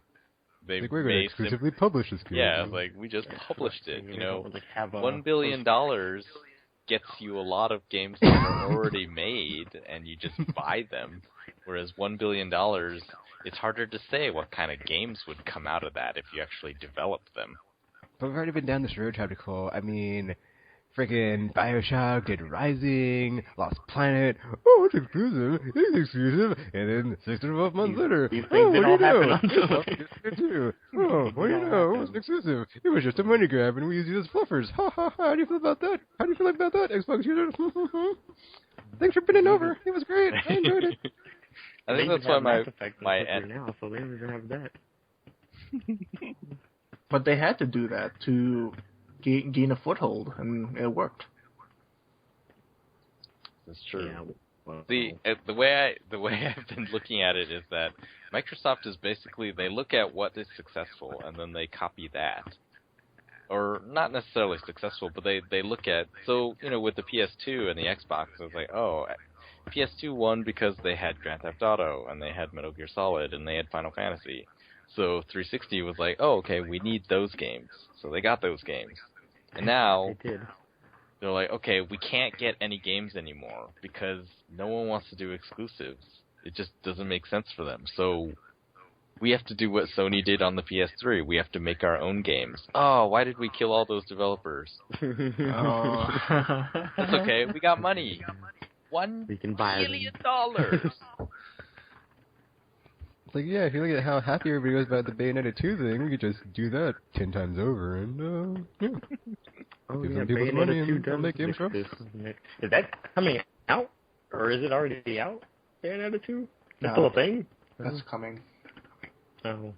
Ooh, I guess that would be my extra wish. I don't care if I did the 3. Like, more awesome exclusives on Wii U that would make me reconsider my decision, even though I will not change it. Yeah, because I kind of need those 6 games to happen, guys. So, yeah, might want to get on that. It really helps when they're games that were not released before the year that you show them, like Deus Ex and Batman, just saying. Yeah, games that you probably already finished. That I've already twice owned over. and played. Yeah, it's like, thanks for this. Would have been great 2 years ago, but, So, last week I asked for people who are really excited about the Xbox. Mm-hmm. Like, why? I've Did seen you a lot find of anyone? Well, so Gamer, like, what is your stance? Is a wait and see? Yep, wait and see. That doesn't really I count would as... wait and see, but it's like, dude, F that crap. Like, they're doing exclusives. Like, dude, yeah, whatever. We're gonna have this out, gamer. When that's announced, and I'm right or I'm wrong, we're totally gonna have this out about like who's right and who's wrong. I the line's gonna be drawn. This is gonna be Because like what I see, Microsoft like the whole thing as, I'm on the ledge, hanging on, and they just stomp one of my hands off. So I'm like hanging on by one hand. Will they stomp my other hand, or will they like reach out and help me up? Well, if it were me, I'd stomp on it and then pretend like I was reaching out for it, because then it's like, oh no, I missed. Yeah, see, like, reaching out for it is hard. Like, what I see is that they will probably, say it's a hot day and you're on the ledge, and they're just going to put an umbrella over you. But, here's some that's shade. still surprisingly nice of them. When you think about it. Like, that's the only thing I can see them accomplishing. Okay. Just giving But you yeah, that no, umbrella. I've seen lots of responses, and it seems like the most prevalent response is wait and see, and they will wow us. No one has been able to say, yeah, it was great. TV is so hard to navigate that I must have voice control. The thing about TV, man, I don't even have TV, Sorry. so like 30% of the system is like Useless to you? useless. No, unless they throw some porn on there. Seriously, Because, like, they'd not be excited. No, because like what? Jesus. Wow. Am I Okay. right? Am I right? Because what would have been a much more appropriate thing is if someone's watching Hulu or Netflix and then they want to switch to a game, but then they show TV. It's like, who the fuck watches TV? I mean, And it was morning TV, because it was in the morning. I don't know. Some of those channels were fake, man. ESPN showing a game that was like, Yeah, that was kind of weird. that was my like. I was like, oh, Price is Right. Okay, okay. But then they showed that basketball game. It's like, basketball game in the morning. What? No. It's the afternoon somewhere. And like, there's a thing going on. It's like, that whole stage thing was faked. So that was disappointing. Yeah, it just, no one seems to really be able to wholeheartedly support what Xbox One is about. Xbox 1%, because it's for the 1%. Like, the only person I've seen who is like really positive has been Cliff Bleszinski on Twitter. He's just been going around defending everything. It's like, oh, how come people complain that it does TV stuff? You don't complain that your phone does other things or that your computer does other things. Yeah, but my phone also didn't spend an hour telling me about this when it's supposed to be telling me about the games on its game console or something. I don't think it's even that. Like, most people don't necessarily buy computers just for games. People buy computers to do all the other stuff. Well, I don't and then games are the at things all. that they do. And then even if you have a gaming PC, you understand that all the other stuff. Podcast with this? No way. Yeah, it's like the power to play games sort of automatically comes with the power to browse the internet. Because clearly games take more power than the internet. But then when you're looking at specialized hardware with the Xbox One, some of that power that would have been used for games cannot be used for games because it needs to be available for all the other stuff. So it's not like you're losing nothing. You are losing something if there's a focus on TV. Well, yeah.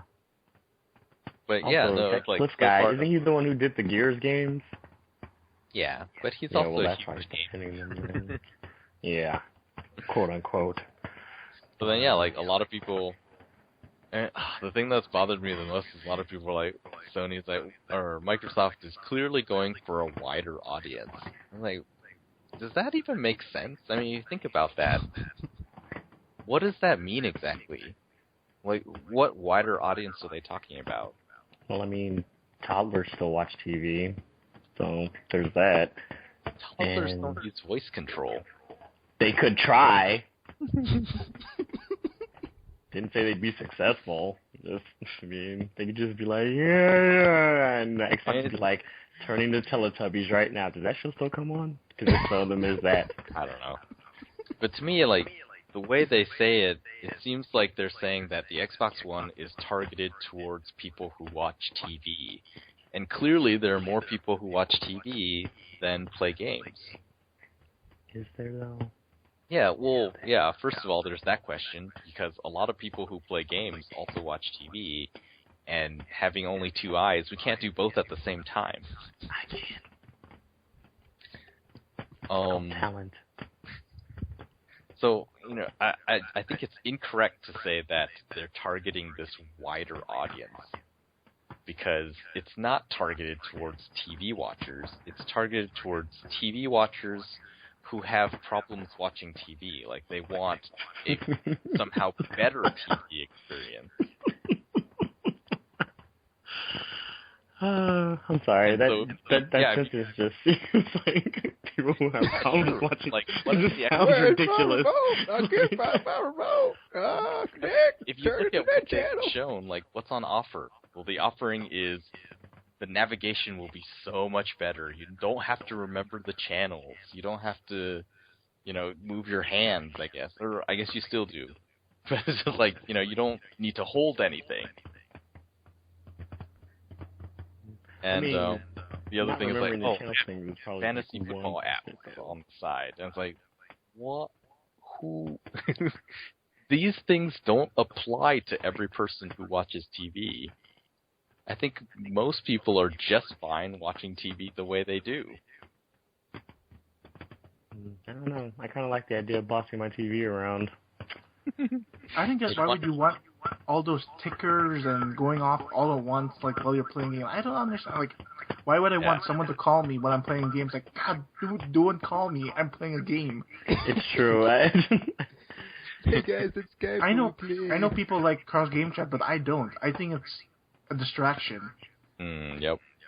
And it's like the TV thing is like, oh, we want you, so you could watch TV while you're in matchmaking, while you're waiting for a match to begin. Don't you want the trash talking or something when you're in a game? It's like, oh, dude, I headshotted you. Oh, N-word. You know, oh my god. Ow. But you know, that's like, you don't want that type of experience where like you're talking with the other players, you're like, oh, dude, that was a killer kill or something. But you want to be watching some commercial because it's gonna be on a commercial anyway when you're watching TV about some Viagra pill or Cialis, or I'm gonna stop smoking. That type of pill. Are these still things now? Like, I feel like it's like why would you want that type of experience where it's like, oh, I'm waiting for a game, and when I'm watching TV, it's gonna pop up. They said it's gonna pop up when the match is ready. Why would you want that? Or watching a movie and you want to watch a trailer, but it's like a person and the movie's still running. Why not just press pause and go in your phone and say, oh, I want to buy some movie tickets? Why would you want that happening at the same time as you're watching the movie? That makes no sense. Exactly. So, yeah, that's what I'm saying. Like, it's not this wide audience of everyone who watches TV. It's people who want this specific relationship with their TV. Yeah. And it just seems like that is probably a very small audience and only getting smaller. Like, we know that people are, you know, fewer and fewer people are subscribing to cable. Which is what you need. Like, if you don't have cable, half of their E3 showing, which is what we've seen already, doesn't apply to you at all. So you have hardware that you paid for that you're never going to use. Yeah. And to me, I really thought they're going to push out IPTV on this box. Like, I really thought they would. That would have been amazing. No, they just, I don't know, like, no, it's a pass-through. I don't understand the mentality of Xbox One at all. Yeah. And we can, I think we will continue to bash it for a long time. But I didn't bring this up, but one of my wishes is, can they just sell me the game part of the console? Can they just tell me that? Because I don't. The thing is, like, they need to like leak something, at least like one of those exclusives, just to like clear the air of just like the negative buzz right now, because it's just like not ending until E3. That would be probably a good idea. Yeah, like I don't think that they fumigate that funk from the fart of their. You know, if it was so easy to make a hit game, everyone would have done it by now, unless it costs $1 billion. Maybe there's some argument there. I guess we haven't done it before. But it's just like I don't see them getting out of it. I don't see lots of people buying this because they must have it and it's going to be the best one. I mean, I think Comcast last year, didn't they announce something that does what Xbox One does? Probably. Yeah, it's like, except theirs is an actual cable box. So Xbox One, I mean, you can look at it two ways. You can say it's an all-in-one device, like Microsoft is saying, and then have your little asterisks, and then requires a cable box in order to have cable on it. Whereas the Comcast one, it is a cable box. Yeah. People have been calling Xbox One a fancy DVR. It's like, well, that would be accurate if it could actually record TV, which so far there's no indication that it can. Actually, I kind of agree, Tropical, because I remember when we were talking about the whole Steambox thing and how it would be so cool to just have the GPU in the TV. So in this instance, it's just regressive because if instead of just needing a TV and being able to play games on it, it's you need the console and a cable box. So yeah, it's exactly. I mean, this is not progress; it's regress. If we call the Xbox One a all-in-one, and we mean that earnestly, then we can make crazy, statements about Xbox One. It plays PS4 games because you can plug a PS4 into it and it'll play PS4 games. You can plug. It has backwards compatibility because you plug an Xbox 360 into it. It plays all the Xbox 360 games. Hell, we can go back to or I guess we can't with the Xbox One or the Xbox. The original one. It plays. It has Mac OS 10 on it because you can plug a Mac into it. It is the all-in-one box, and that's what you could do if you say in earnest that it's an all-in-one box. But it's not. It doesn't control your stereo. It doesn't control. It's just another thing in your daisy chain of devices.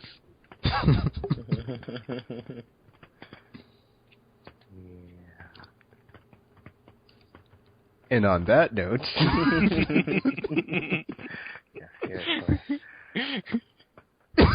I'm still optimistic. I don't know how. Pessimist. Hey, you know me. I am like the super hype, optimistic guy. And this one just what was I saying last? It broke me. This doesn't make any sense at all, and I cannot imagine a scenario in which they dig themselves out. I can see, there will be people who buy it. The Xbox fans right now are clinging to Wait and See and Quantum Break, which they know nothing about. What the hell is Quantum Break? It's like back in the day with Alan Wake. It's all these PS3 exclusives are being named, and they're just what do we have? We have Alan Wake. It's what's that game about? I have no idea, but it's exclusive, and it's going to be awesome, because it's from Remedy. They made Max Payne. And actually, I think that's a good point, because I remember, before this conference, there's so many people, saying stuff about, I have absolutely no idea, or I don't know nothing about the next Xbox, but it's going to be so awesome when they have this conference, and, the conference happened, and, not so much. You can always I know find absolutely nothing about this, and it's going to be so awesome. You can always find things to cling to, and, I would have been one of those people, but now, I can't see it. There's nothing. They cling to those, they cling to 15 exclusives, and it's I'm surprised that they didn't come out and say more than 14 exclusives, because that's what you do usually with numbers. Oh wait, couldn't they just put a splash, a specific number, a splash page with all the logos or something? These are the games. They didn't show you the games. That but would have mattered. I think people would have clinged to that though. Oh. I don't think that would have mattered. You can't. We've seen the logo for Agent, but is anyone really excited about that game now? No. Yeah, Tekken might be, because you still claim to identify, so. Until it gets canceled, I still got hope. There's still that one person, and it's Tekken. Even games like what was that spy game that was coming from Sony Online Entertainment? Oh, the agency, yeah. Yeah, that was something that you could sort of cling to for a while, but after a while it gets ridiculous, and only the most die-hard cling to it. So now, I think they're starting to feel that. It's we don't really know anything about Quantum Break, and 15 exclusives. I mean, that could be anything. This this is the studio built on studios that make Kinect games now. So, we'll fallback position. The wait and see. Microsoft will shut you guys up at their E3 because of wait and see and 15 exclusives. Well, they have yet to do that to me in the past few years, so... I'm just like, okay, but, what can they show you? Some of those people, enough, Halo 5, sold.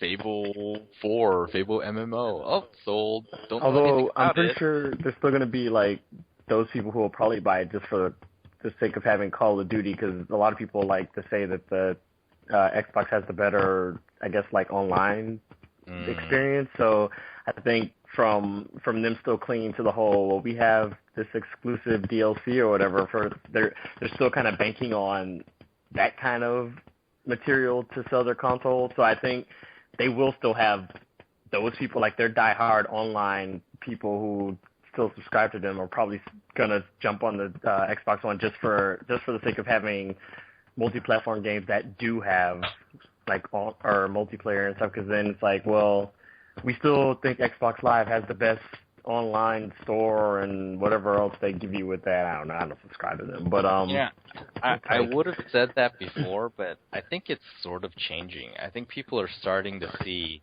that was just sort of a blind list. At the end of a console cycle, the console, the console war sort of dies down as more and more people buy both systems, and then because if there were so many people like that. It's like Call of Duty, a lot of people say they hate Call of Duty, but a lot of those same people still buy it. Yeah. How do I know that? Because they complain about the current colors. So you can't know those things without having purchased it. And there aren't as many people out there, it seems, defending everything Xbox One like you would think there would be. Or at least they would. Microsoft would hope. Everyone is man, it's over, or or maybe they are waiting and seeing.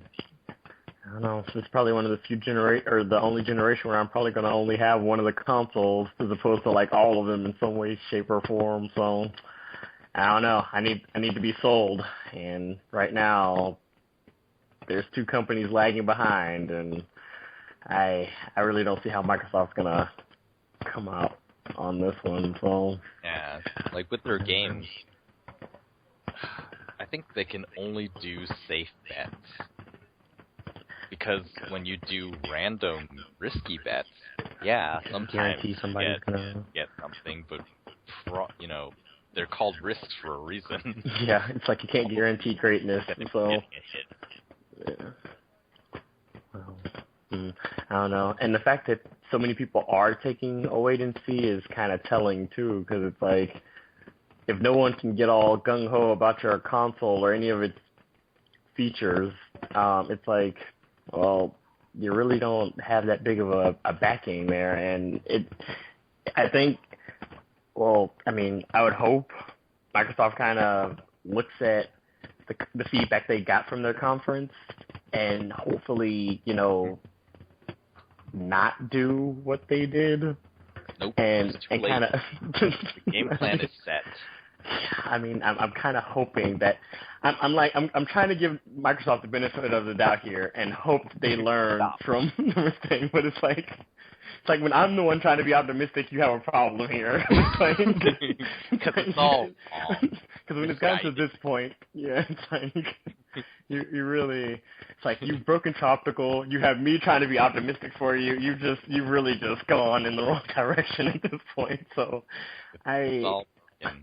yes, I do think they will show only games at E3, which will make some people happy.